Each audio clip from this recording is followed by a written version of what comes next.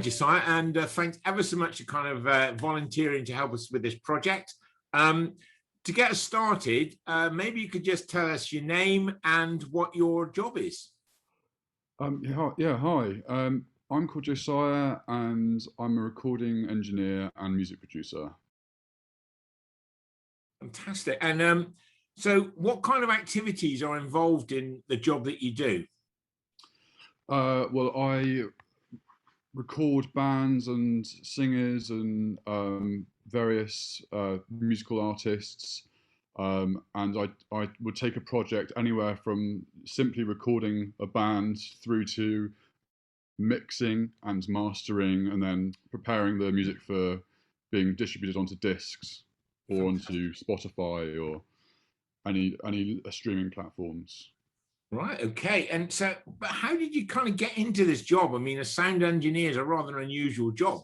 Well, I kind of I fell into it when I was younger. My dad used to have some very basic recording equipment at home, and I just became almost obsessed with it. You know, as a 13, 14-year-old boy, and from there, I ended up recording, local young bands, friends' bands, in a small rehearsal space, and then from there, I've just built it up over the years and just ploughed my own money back into my recording studio and my equipment, and here I am today. Yeah. Wow. And that's the studio in the background, I presume, is it? Studio in the background, yeah. Yeah, yeah, that's amazing. So if you kind of cast your mind back to your school days, I mean, what subjects did you study at school, and did they actually prepare you for the job that you're doing today? Um, when I was in secondary school, my my main focus has always been music. So my other subjects, a lot of them took a bit of a they were a bit of on the side.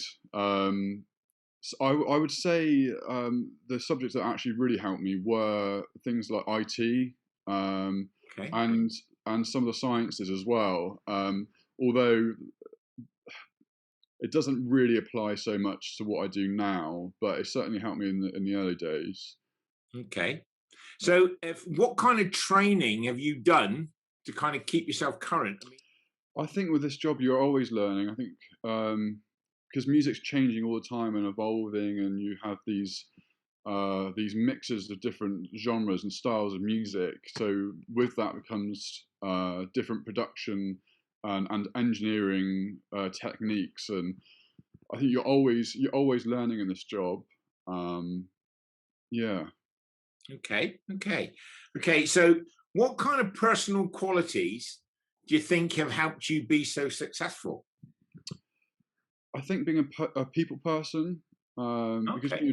when you're dealing with creative people, you're often coming across all sorts of different personalities and people from different walks of life. You know, you never meet the same person twice.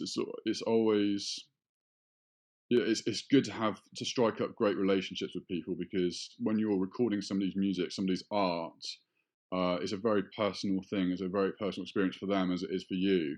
So I think getting on people's wavelengths is very, very important. How about kind of things like attention to detail? I mean, does that kind of play into what you do? Oh yeah, yeah, of course. Yeah, I mean the attention to detail side of things applies along the whole process. Really, everything from miking up somebody's vocals, you choosing the right microphone, to the mixing process, and keeping the whole project all extremely organized. Um, yeah. Yeah, okay. All right. So every job has its ups and downs. Okay. Every career has its kind of ups and downs. I mean, what would you say were probably the most challenging part of your job? um, that's a hard one. I think sometimes if you have conflicting visions with an artist or a band, or there's uncertainty in a vision, that can be so for instance, if a band has an idea in their head of how they want something to sound, um, and you have a slightly different idea of what how you want something to sound, articulating those points and those ideas across, so that you're both on the same level, can be quite challenging. Um, but it's like I said earlier, it's all a learning process, and striking up those relationships early on in the project is super important. But that's what I find that is a struggle sometimes. Okay. Okay. So what's the reward in this? I mean, it sounds like a lot of hard work. I mean, what is the reward for you? Um, I mean, it's fantastic when you have a piece of music that you've produced, that you've engineered, and you see it with millions of plays on Spotify, or you see vinyl albums being produced and distributed internationally. And I think that's a huge reward for me to Okay. see some of my work out there and being distributed internationally. Fantastic. So we're kind of coming towards the kind of tail end of all of this, really. But I mean, you've been doing this job for how many years now? Um, yeah, 15 years. I've been 15 years. trading. The studio's been open for 11. Okay. So in that 11 years, I mean, you must have kind of really nailed it by now. I mean, everything must be starting to get a bit boring. And so, what kind of gets you out of bed in the morning? I mean, surely every sound engineering job is just like every other sound engineering job. What keeps you going? I think it's the longing to get better, and to produce better music and engineer, just to be better. I think, like, when you're passionate about something, and almost you can be slightly obsessive. I think I tend to be anyway.